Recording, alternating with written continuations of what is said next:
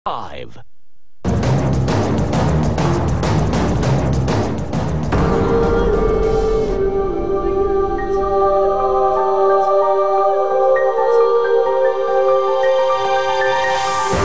Ngayon pa lang nagbabala ng mga otoridad sa Manila North Harbor, huwag nang magdala ng mga patalim at matutulis na bagay para hindi na maabala sa pagbiyahe.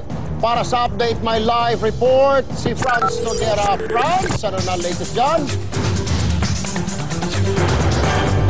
Cheryl, nandito nga tayo ngayon sa Manila North Harbor kung saan dumaragsa na nga yung ating mga kababayan, mga pasaherong uuwi sa kanilang mga probinsya. Kaya naman, todo na rin yung itinatutupad nila ditong seguridad.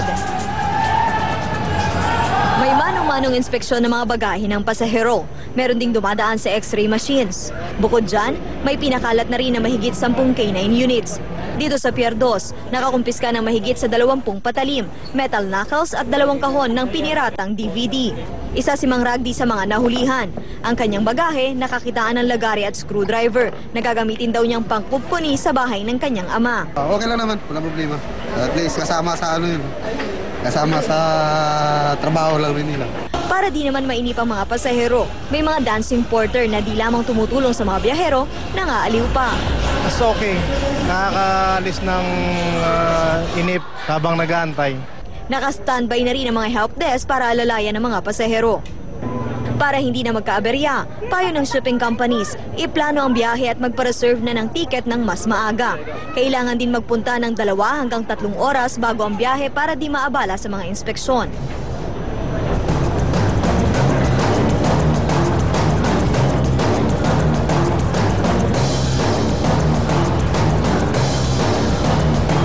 Cheryl, yung nakikita nyo nga sa aking background, ayan yung mga dancing porters na nagbibigay aliw nga sa mga umaalis at dumarating na pasahero dito sa Pier 2. At dito nga sa Negros Navigation, sa buong Semana Santa, inaasahan nila na may 12,000 na mga pasahero na dadagsa. Pwera pa yan ha, dun sa may 3 passenger pier pa na inaasahan din na daragsa yung mga pasahero. Sherwin? Maraming salamat sa iyo, Franz Noguera. Nakagawian na ng maraming Pilipino na samantalahin ang Semana Santa para magbakasyon. Pero ngayong sunod-sunod, ang pagtataas ng presyo ng mga serbisyo at bilihin, hindi makaiwas na dagdag gastusin ang mga bakasyonista. Michelle Rosa, ikwento mo. Nakasanayan na ng pamilya Uy na mag-out of town tuwing Semana Santa. Aminado sila malaking dagok sa bulsa ang mga dagdag gastos ngayong taon. Kung dati nasa 10,500 lang ang budget nila para sa kabuoang bakasyon, ngayon daw higit 12,000 na. Sa toll, ang laki ng in-increase. That's 20-25% toll pa lang. So we're looking at 25-30% increase sa fare pa lang. Maging ang mga pasahero ng bus, ramdam ang mas maliit na budget pang bakasyon. February pala ako kumuha ng ticket, talagang sinacrifice ko na yung sweldo ko para lang makauwi. Tapos pagdating dito, ang laki pa ng pamasahe, wala rin, hindi pa ako kumakain. Kung kailan lang mahalaga, saka lang kami umuwi. Kung kinakailangan na mag-stay muna din sa Manila, mag-stay na lang kami. Kumpara noong 2010, nasa 300% ang itinaas ng toll ng SLEX ngayong taon. Ang NLEX naman, 11.5%. Dagdag pa sa kalbaryo ng mga bakasyonista ang walang puknat na pagtaas ng presyo ng gasolina at diesel simula Enero. Ang problema, posible pang humabol ang isa na namang oil price hike ngayong Semana Santa. Sa kalkulasyon ng Department of Energy, nasa 16 centavos kada litro ang maaaring itaas ng presyo ng diesel at 39 centavos naman sa gasolina. Nakiusap na raw ang DOE sa mga kumpanya ng langis na baka naman pwedeng ibalato na ito sa mga motorista. We're hoping na hindi sila mag-implement kasi hindi naman gaano kalaki. Para makatipid, payo ng pamilya Uy sa mga bakasyonista, planuhin agad lahat ng gastusin. Tumingin-tingin ng presyo ng iba't ibang pagbabakasyonan at piliin ang pinaka-praktikal sa bulsa. Maghanap ng mga promo, mag-carpool para iwas gasto sa gasolina. At malaking tulong din kung mag-iipon ng maaga. Ngayari June, kasi tapos na yung vacation nun, diba, by June. So June pa lang of this year, looking forward na sila for next year, may pwede silang mag-ano ng envelope na, magsisave ako, kunyari, for travel. Diba usually save for the rainy days. Kami talaga save for the summer because summer yung malaki yung cost ng mga trips. Michelle Orosa, News 5. Hindi lamang dahil ngayon ay Kwaresma o mahal na araw na kailangang magpenitensya mga kapatid natin. Ito pa, dagdag sakit na naman sa bulsa ng mga kapatid natin. Magtataas ng piso kada kilo ang presyo ng LPG ngayong mahal na araw. Dahil sa pisong dagdag singil, ang 684 pesos na presyo ng 11 kilogram na tangke aakyat na po sa 695 pesos ngayong Miyerkules. Tension pa rin sa Middle East ang itinuturong dahilan ng pagtataas ng presyo ng LPG sa pandaigdigang kalakalan. Ito na ika-4 na price increase ngayong taon. Isa sa paboritong destinasyon ng ating mga kapatid tuwing Holy Week, ang mga probinsya sa norte tulad ng Pampanga, Baguio at Ilocos. Kumustahin natin ang sitwasyon ng trapiko ngayon sa North Luzon Expressway mula kay Christina Lazo. Christina. Erwin, Cheryl, normal pa ang daloy ng trapiko dito sa North Luzon Expressway sa Miyerkules sa Huwebes Santos pa kasi inaasahan ang pagbuhos ng mga motorista dito sa NLEX. Yun nga lang may ilang mga motoristang nakaranas ng aberya. Kamot ulo ang driver na si Marco Grant matapos masiraan ang kanyang minamanehong high-A sa kahabaan ng NLEX. Galing sa Bawan, Batangas at papuntang Arayat, Bulacan nang magka-engine trouble ang sasakyan ni Mark. Aminado siyang nakalimutan niyang i-double check ang makina ng sasakyan bago ito ibiyahe. So, bigla na lang siya namatay yung makina habang tumatakbo. So, decision namin, tumigil muna para i-check. Tapos, hindi na siya mag-start.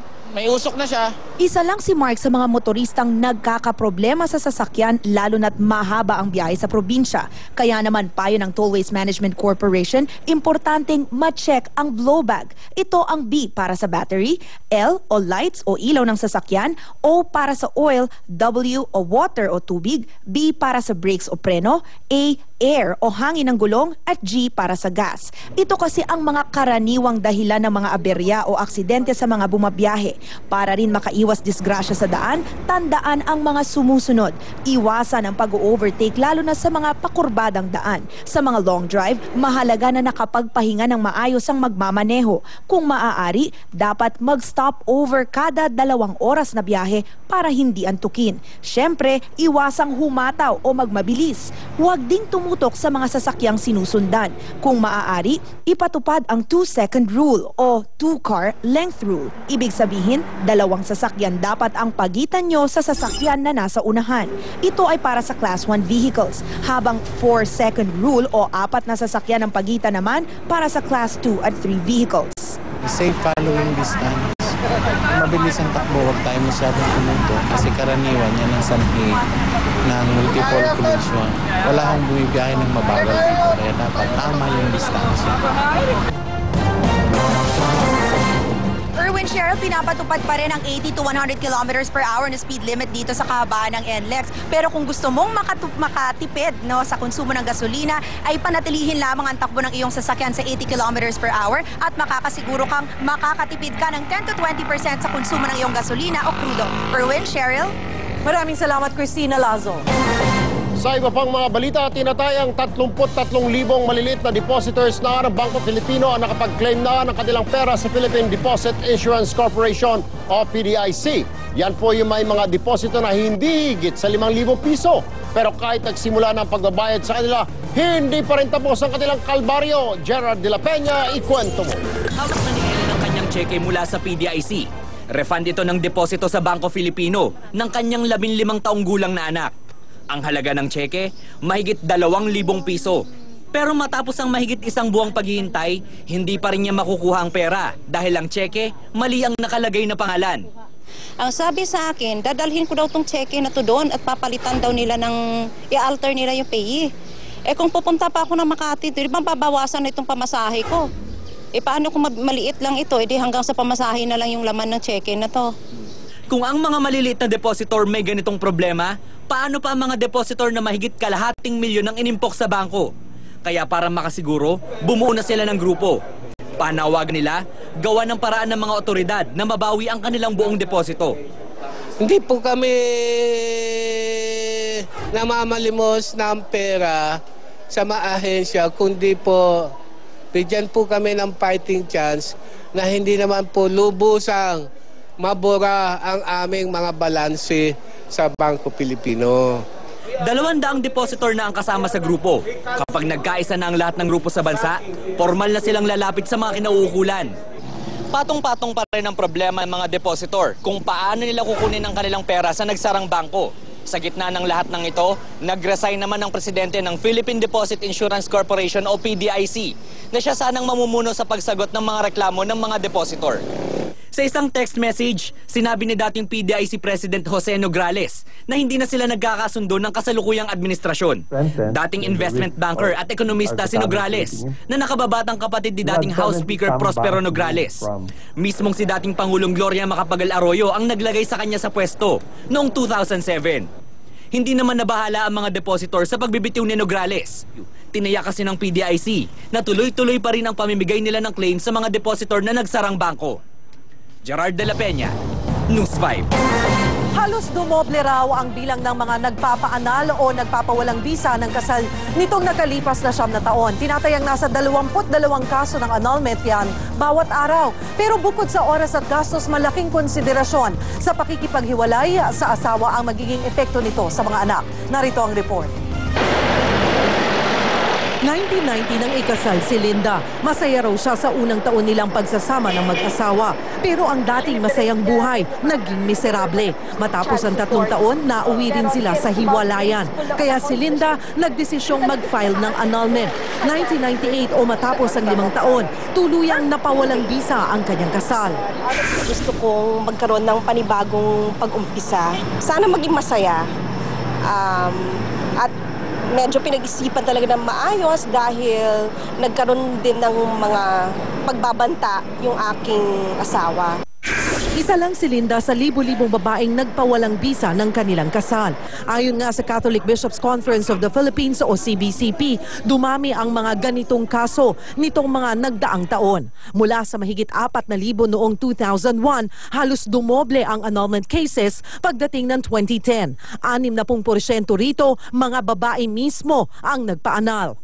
Pag may nag-i-initiate talaga ng pagkakataon na natutulungan ang mga babaeng ito, mas malakas ang support group nila, mas madaling makapag-file ng annulment. Pangunahing rasong binibigay sa annulment ang tinatawag na psychological incapacity. Yung pag-uugaling yun, nakaugat sa isang personalidad na talagang hindi makakapagbuo ng isang wholesome heterosexual relationship, pwedeng putulin. Iyon ang tinatawag na psychological incapacity. Pero bukod dito, marami pang dahilan para mapawalang bisa ang kasal. Yung walang marriage license, yan, pwede mong putulin ng kasal. Underage, yon, pwede mong putulin ng kasal. Yung solemnizing officer, hindi pala pare, yon, pwede mong putulin ng kasal. Wala naman palang seremonya, nagpirmahan ka lang kayo ng kontrata. Pero kahit na maanala ang kasal sa korte, hindi pwedeng magpakasal agad sa simbahan. Kahit na maanal sa korte, dapat maanal pa rin ng simbahan, at kahit na maanal ang simbahan, dapat pa rin maanal ng korte. Kung naanal sa korte, pwede ka magpakasal ulit sa huwes, pero hindi pwede sa simbahan. Hindi rin basta-basta ang pag-file nito. Maaaring pumalo sa humigit kumulang 250,000 pesos ang gastusin. Kung hindi kaya ang ganito kalaking halaga, maaari naman dumulog sa Public Attorney's Office. Pero bukod sa gastos, mas dapat isaalang-alang ang emotional stress ng pakikipaghiwalay, lalo na sa mga anak. Sabihin mo siya in a process na hindi ibig sabihin pag nagkahiwalay kami ng mami at daddy mo ay ganito ang mangyayari sa inyo. Ito ay isang proseso na pinagdaanan namin at pinag-iisipan. Hindi namin kayo pababayaan. Kasi remember, Cheryl Cosim, News 5. Pumunta naman tayo sa ibang balita. Mismong Malacanang na ang nakiusap sa mga residente sa paligid ng Bulkang Taal na lumikas na. Nakataas pa rin ang alert level 2 sa bulkan. 21 lindol na ang naitala nitong nakaraang araw. Sabi ng palasyo, mahalagang matiyak na ligtas sa mga residente. Kung magmatigas pa ang mga residente, baka mapilitan ng Malacanang na magpatupad ng forced evacuation.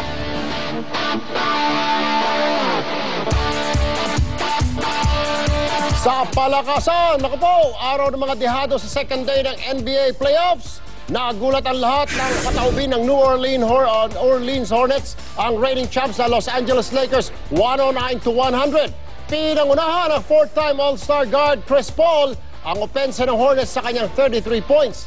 Napatunganga rin ang lahat ng talunin ng Memphis Grizzlies, ang number 1 team sa Western Conference, na San Antonio Spurs sa score na 101-98. Ito ang kauna-unahang playoff win ng Grizzlies mula na pumasok sila sa NBA 16 na taon na nakakalipas.